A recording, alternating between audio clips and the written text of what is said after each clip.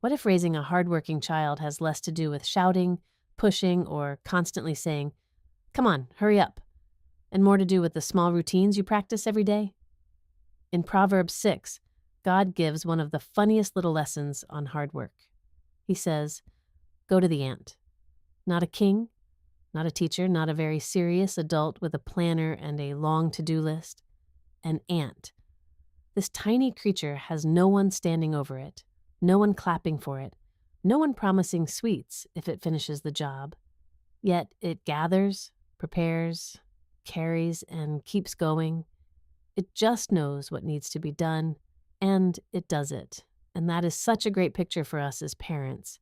Scripture does not teach us to shame laziness out of a child. It shows us how to train diligence into them, little by little. So today, I'll show you 5 simple biblical routines that help children learn effort, responsibility, patience, and joy in work, without making your home feel like a military camp. The first routine is what I call the ant watching routine. It comes straight from Proverbs 6, where scripture says to look at the ant and learn from its ways. And I love that, because the ant is not being dragged, begged, threatened, or bribed. It sees what needs doing and it moves. That is where hard work begins for a child, not with, "Why are you so lazy?" Not with, "How many times have I told you?" It begins when we gently train their eyes to notice. And honestly, this is also how the brain learns responsibility. Research from the University of Minnesota has found that children who are given regular household responsibilities early often grow stronger in confidence, independence, and care for others. In simple words, small jobs help children feel, "I am part of this home. What I do matters here." So here is what this can look like. Once a day, pause and say, "Let's look around like the ant. What needs help?" For a toddler, it may be putting 2 shoes by the door. For a 4-year-old, it may be picking up crayons. For a 7-year-old, it may be noticing the table needs napkins. For a 10-year-old, it may be helping a younger sibling zip a jacket without being asked. At first, they may not see anything. That is normal. Little eyes have to be trained. So you can say, "I see 3 things. The cup is on the floor, the pillow is off the couch, and your brother needs help. Which one will you choose?" You're not raising a child who only works when someone is watching. You are raising a child whose heart is learning to notice, serve, and move with wisdom. The second routine is the little faithful job routine. Jesus says in Luke 16:10 that whoever can be trusted with very little can also be trusted with much. And that is such a kind way to think about children, because responsibility does not usually begin with big, impressive things. It begins with one little thing they do again and again until it becomes part of who they are. This is also something child development experts talk about when they explain self-control. The Center on the Developing Child at Harvard says children build important life skills through repeated practice, especially when adults give them support and clear routines. In plain words, children do not become responsible because we lecture them once. They become responsible because they practice being responsible in small, safe ways. So give your child one tiny, faithful job, not 5 jobs, not a whole cleaning list that makes everyone cry by 9 a.m., just one. A toddler can put wipes back in the basket. A 4-year-old can place spoons on the table. A 7-year-old can feed the dog with supervision. A 10-year-old can pack their water bottle for school every night. And please do not change the job every day if you can help it. Repetition is the point. The child should be able to say, "This is my job, my family can count on me." That sentence is doing something beautiful inside them. The third routine is the finish what you started routine. Ecclesiastes 9:10 says, "Whatever your hand finds to do, do it with all your might." For a child, that does not mean perfection. It means we teach them not to drop everything the moment it becomes boring, because starting is usually fun, pulling out the toys is fun, mixing the batter is fun.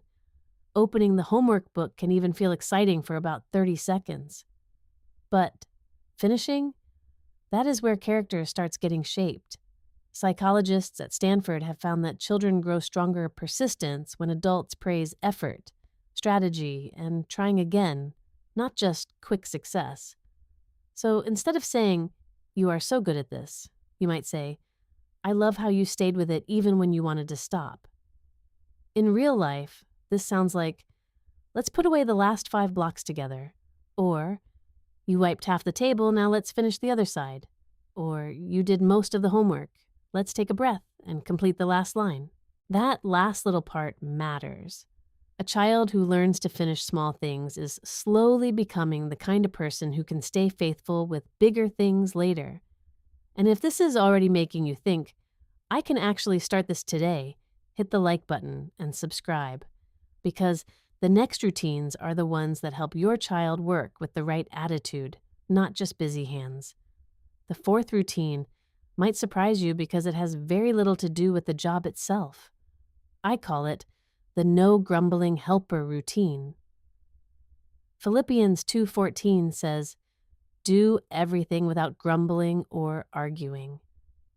That verse is not telling children they can never say something feels hard. It is teaching them that there is a difference between being honest and making every responsibility a battle.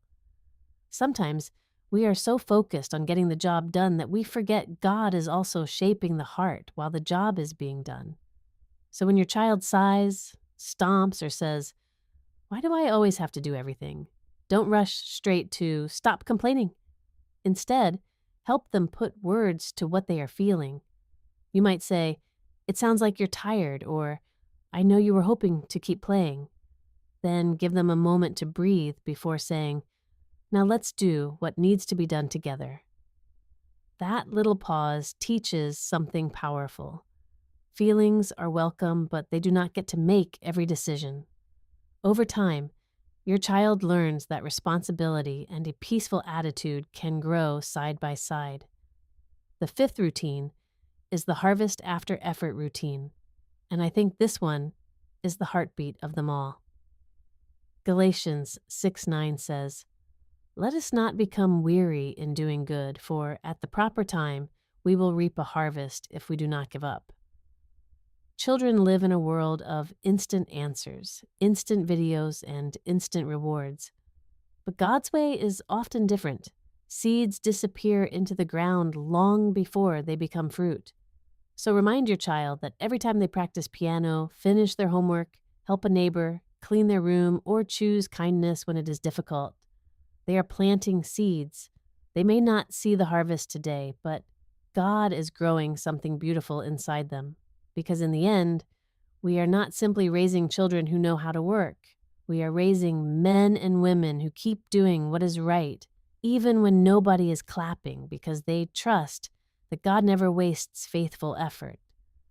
Now, when you put all 5 routines together, you start to see something really beautiful. These are not just make your child do chores tips. They are a whole biblical pattern for shaping the heart. The ant-watching routine trains a child to notice. The little faithful job routine trains them to be trusted. The finish what you started routine trains them to keep going. The no grumbling helper routine trains the attitude behind the action. And the harvest after effort routine trains them to wait for fruit.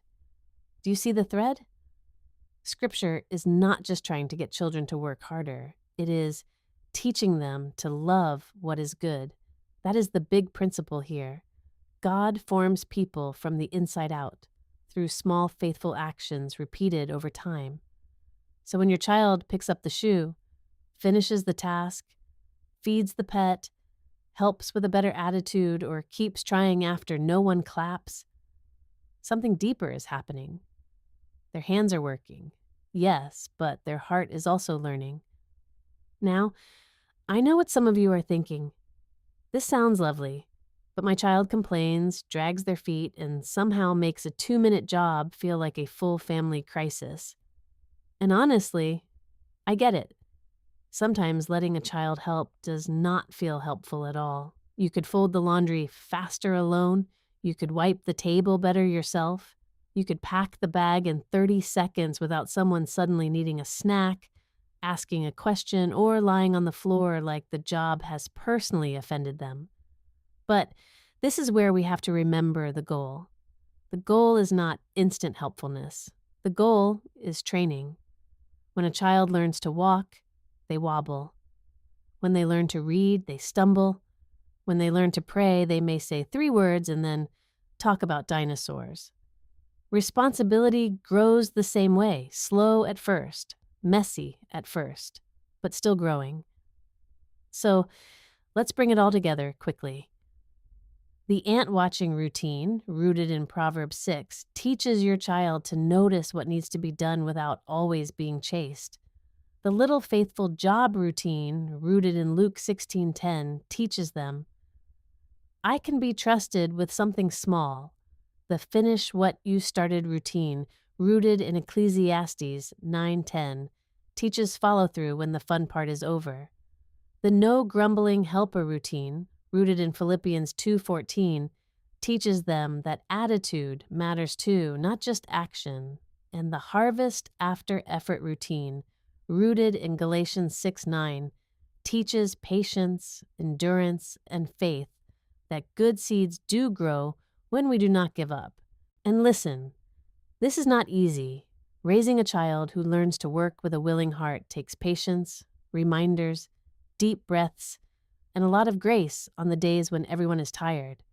But you are not just managing chores. You are doing holy work in your home.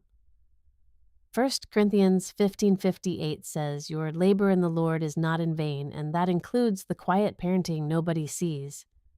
You are not raising a tiny adult who must perform perfectly. You are raising a child whose heart is slowly learning responsibility, service, patience, and joy. So, choose one routine to practice for 7 days. Tell me in the comments which one you're starting with, and subscribe. Because in the next video, we're talking about how to build obedience without shouting.